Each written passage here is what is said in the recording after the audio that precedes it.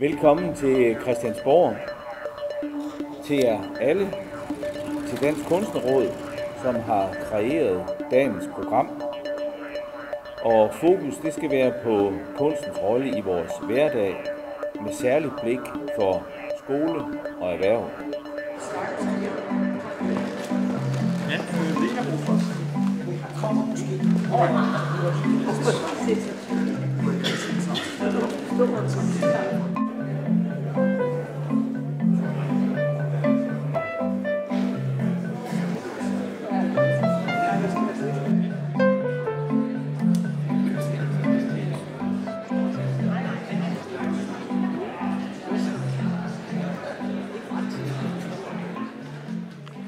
Dansk Kunstnerråd er en tværfaglig organisation for de professionelle kunstnere og de professionelle kunstneres organisationer i Danmark med henblik på samarbejde på det kunst- og kulturpolitiske område. I alt har Dansk Kunstnerråd 23 medlemsorganisationer, og dermed repræsenterer vi faktisk over 18.000 professionelle kunstnere i Danmark. I år der har Dansk Kunstnerråd specielt et særligt fokus på kunst og kultur i folkeskolen. Vi synes også, emnet erhverv og kunst og kultur er vigtigt, og derfor så er det også på dagsordenen. Så vi skal både snakke om folkeskole og erhverv. Først erhverv og så folkeskole. Jeg har som formand for Kulturudvalget her i Folketinget glædet mig til at byde jer alle sammen velkommen, fordi det er en vigtig diskussion, I lægger op til. Hvad med erhvervslivet? Har kunst og kultur en rolle her? Det er mit håb, at dagens konference kan give fokus og nye vinkler på vores samfundsudvikling og muligheder som en del af opspillet til det kulturmøde, som finder sted på Mors fra den 24. til den 26. august.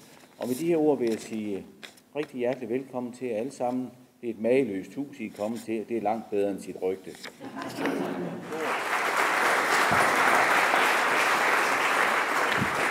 Vi har gjort rigtig meget i København. Vi har faktisk også investeret flere penge i kunst og kultur. Både den bredeste forstand, men også meget mere specifikt. Og indimellem så kalder vi faktisk det for erhvervspolitik i stedet for kultur, fordi så er det nemmere. Jo, helt grundlæggende, så skal vi bare have det plads. Altså er der nogen af jer, der forestiller jer at bo og leve i en by, hvor der ikke er noget kultur? Nej, det tror jeg ikke, og det tror jeg faktisk heller ikke, der er nogen andre, der vil have lyst til. Kulturen har noget at give erhvervslivet. Den skaber også værdi, for den hjælper os faktisk med at nå nogle kunder, som vi ikke har nået på anden måde. Så jeg står her lige fordi, at jeg også er blevet opfordret til at være med i bestyrelsen i Kulturmødet Mors. Jeg synes, der er rigtig mange ting, man kan gøre for, at en god samtale, et godt samarbejde mellem kultur og erhvervslivet har muligheder. Der er jo nedskæringer på hele kulturområdet, blandt andet fordi staten siger, at vi overlader noget mere og mere af den her finansiering til erhvervslivet. Når markedet får lov til at styre det hele, så bliver det bare mere af det samme, bare lidt bedre. Og så fylder vores samfund sig. Lige nu så er der rigtig mange af vores kunstnere, som arbejder i service- og plejefaget for overhovedet at overleve. Jeg vil bare sige, jamen kunst er jo så mange ting. Og hvis man ligesom kan sætte sig ud over og bare fjerne barriererne og sige, jamen hvis jeg kan gøre noget godt for en virksomhed, som i øvrigt også gør noget godt for mig, så synes jeg, at det i sig selv er kunst. Få det betalt. Gert!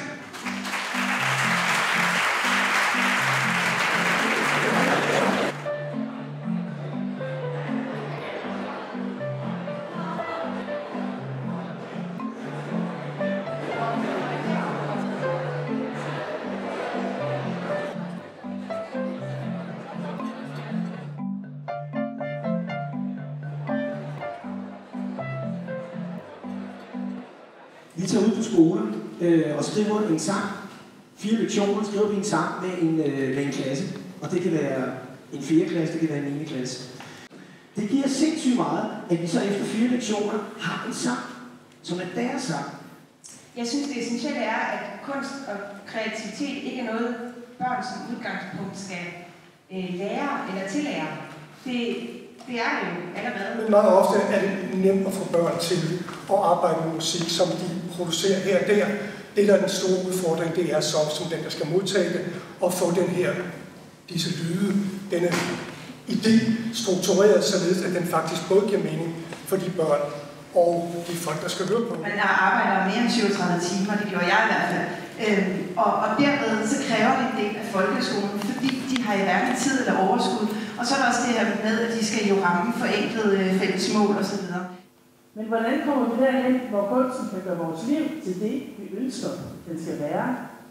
Der skal der være fokus på samarbejde, og der skal kunst og kulturen højere op på dagsordenen på alle folkeskoler. Jeg oplever, at de ansatte på skolerne er vanvittigt presset, og selvom der er så mange gode intentioner til stede, så er det nærmest åbenbart umuligt for dem at finde ressourcerne. En af løsningsmodellerne kunne være, at kunsten simpelthen skal ind i skemalægningen. Det er sådan et rent praktisk problem, som skal gøres. Og det, jeg synes, der er rigtig godt, det er, at vi hører, hvor fedt det fungerer for folk, der går ud og gør det. Men det er jo rigtigt, at skolen bliver fanget i det der krydsfelt mellem. På den ene side vil vi som forældre have, at ungerne skal leve op til. På den anden side vil vi også have, at de skal lykkes som mennesker. Det her, det handler om læring. Derfor skal der også være nogle ret stramme krav til, hvad det er, man kommer med. Jeg synes jo grundlæggende, at skoleledere ikke kan finde ud af, det her til at ske, eller få afsat de ressourcer til at have en person, der får det til at ske. I en fyr, der er ansat nogen, der kan. Det vi prøver at sige i skolerne, det er at tage nu ud af boksen. Prøv nu at gøre det på en anden måde. Fordi der er flere timer til rådighed. Der er rent faktisk også økonomi til rådighed. Tak fordi I kom og brugte jeres tid her. Og vi ses på Kulturmødet. Og tak for det. Tusind tak.